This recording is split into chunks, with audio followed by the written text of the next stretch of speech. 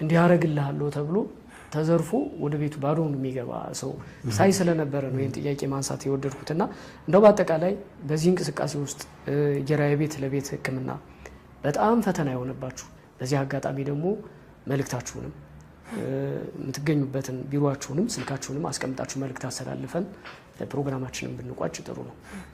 መልካም እንግዲህ ያው ጌራዬ የቤት ለቤት ህክምናና ሜዲካል ኮንሰልተንሲ ነው የሚባለው የኛ ተቋም የሚሰራቸውን ስራዎች እስካሁን የተወሰኑትን ዳሰናል። ያው የቤት ለቤት ህክምና አለ፣ ኦፊስ ላይ እናማከራለን።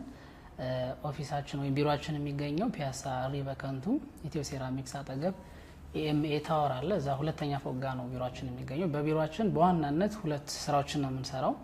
አንደኛው ቀጥታ ባለሙያውን ከታካሚው ጋር በማገናኘት ሰፋ ያለ ጊዜ ከአንድ ሰዓት እስከ 1 ሰዓት ከ30 ስለሚወስድ ጊዜ በደንብ ከስፔሻሊስት ሐኪሙ ጋር እንዲያወራ ማንኛውም የጤና ጉዳዩን በደንብ ዲስከስ እንዲያደርግ የምክር አገልግሎት የማማከር አገልግሎት እንሰጣለን። ሁለተኛ ትሬኒንግ ስልጠናዎችንም እንሰጣለን በተለያዩ ጤና ነክ ጉዳዮች ላይ ለወላጆች፣ ለታማሚዎች፣ ለአስታማሚዎችም ጭምር በሚመለከቷቸው ርዕሰ ጉዳዮች ላይ ስልጠናዎችን እንሰጥበታለን ቢሮአችን።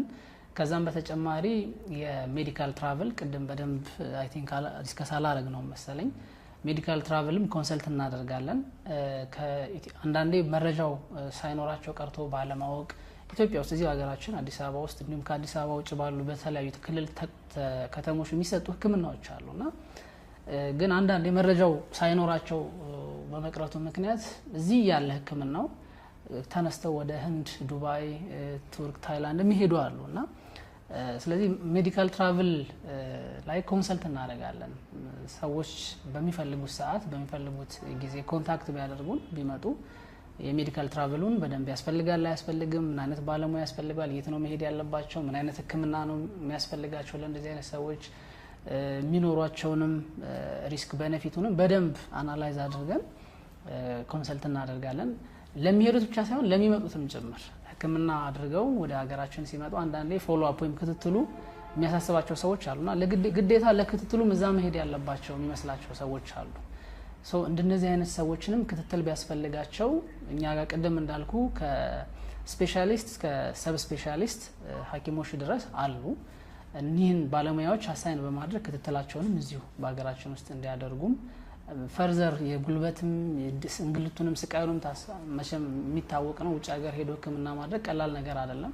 በዛ ላይ ኮስቱ አለ፣ የሚያወጡት ገንዘብ አለ እና እነዚህን ነገሮች ሁሉ ታሳቢ አድርገን እንደዚህ አይነት አገልግሎቶችን እንሰጣለን። ሌላው የቴጄ ልታከም የሬዲዮ ፕሮግራም አለን። ፋና ኤፍኤም 98.1 ሮብ ከምሽቱ 2 ሰዓት እስከ 3 ሰዓት የምናቀርበው ከ4 እስከ 7 ስፔሻሊስትና ሰብ ስፔሻሊስቶች ነው ይሄንን ፕሮግራም ሊድ የምናደርገው። ከጀመርነው ኦልሞስት ወደ 9 ሳምንት ሆኖናል እስካሁን ድረስ። እሱም ላይ በደንብ እንሰራለን። የነጻ የምክር አገልግሎት እንሰጣለን። ቅድም ምናልባት የማህበራዊ ኃላፊነት ወይም ግዴታን ከመወጣት አንጻር ስላልተጠቀሰ እሱንም ለጥቀስ። ከሰኞ እስከ እሁድ ድረስ ማታም ይሁን ቀን በደወሉልን ሰዓት የትም የሀገራችን ክፍል ላይ ያሉ የህብረተሰብ ክፍሎችን በሚያማክሩን ጉዳይ ላይ ያለምንም ክፍያ ነጻ የሆነ የጤና የህክምና ምክር አገልግሎት እንሰጣቸዋለን። እንዲሁም ይሄንን ነገር እነሱ ራሳቸው ቢናገሩት የተሻለ ይሆን ነበር። ኢቭን በኦፊሳችንም በኩል ኦፊስ አገልግሎቱን የቢሮ አገልግሎቱን ከጀመርን በኋላ የምክር አገልግሎቱን ወደ እኔ ተረኛ ሆኜ በገባሁባቸው ቀናት ወደ 10 የሚደርሱ ታካሚዎችን ነጻ የምክር አገልግሎት ሁሉ ሰጠናልና እንደ ይሄን ይቆጠር ለማለት ያክል ሳይሆን እንዲህ አይነት ስራዎችንም እንሰራለን። በዛውም እንዲያውቁትና ማማከር እንዲችሉ ለማለት ያክል ነው። እንደ ተግዳሮት ወይም ቻሌንጅ የሆነብን ነገር ምንድነው? በደንብ ህብረተሰቡ ላይ ገና አልደረስንም። በተለይ በሬዲዮ በኩል ያው ፋና እንደሚታወቀው በጣም የትኛውም የሀገሪቱ ክፍል ላይ ተደማጭ የሆነ የሬዲዮ ጣቢያ እንደመሆኑ መጠን በክፍለ ሀገር የሚገኙ የህብረተሰብ ክፍሎችን በደንብ ተደራሽ እንድናደርግ አግዞናል። ከዛ ውጭ ግን በማህበራዊ ሚዲያው በኩል እንግዲህ ማህበራዊ ሚዲያ በፌስቡክ፣ በቴሌግራም፣ በቲክቶክ፣ በሊንክድኢን ጭምር እንዲሁም በዩቲዩብ ላይ የቴጄ ልታከም ብለው ሰርች ቢያደርጉ ያገኙናል። ሌሎቹ ሶሻል ሚዲያ ቅድም የዘረዘርኳቸው ግን ጌራዬ ሆም ኬር ብለው ሰርች ቢያደርጉም ያገኙናል። የምናስበውን ያክል ገና ተደራሽ አልሆንም። እሱ ላይ ትንሽ ችግር ወይም ተግዳሮት አለን። ሞር ተደራሽ ብንሆን ሰርቪሱ ሞር ኤክስፓንድ ያደርጋል፣ ይሰፋል፣ ብዙ ማህበረሰቦችም ተገልጋይ ይሆናሉ ማለት ነው። ያለን ነገር ይሄንን ይመስላል። ምናልባት መልካም ምናልባት ኦኬ 0988 15 16 17 ላይ ያገኙናል። ደግሞ በፒያሳ ሪበከንቱ ኤሜተ ታወር ሁለተኛ ጋር የማማከር አገልግሎት ኦፊሳችን አለ ማለት ከዛው ማጠቃለያ መልእክት የለሽም? በአጠቃላይ የምለው ነገር ቢኖር አንዳንድ ጊዜ ለቢዝነስ ብቻ የተቋቋመ ያክል ብሎ የሚያስቡ እኛ ጋር ራሱ የኔም አንደኛ ጥያቄ እሱ ነበር እኮ የሐኪሞች የደሞዝ ጥያቄ ስለነበረ አላዋጣችሁ ብሎ ነው ወይ እንደዚህ አይነት ንግድ ጀምራችሁ ነው? እንደዚህ አይነት ግንዛቤ ነው የነበረኝ።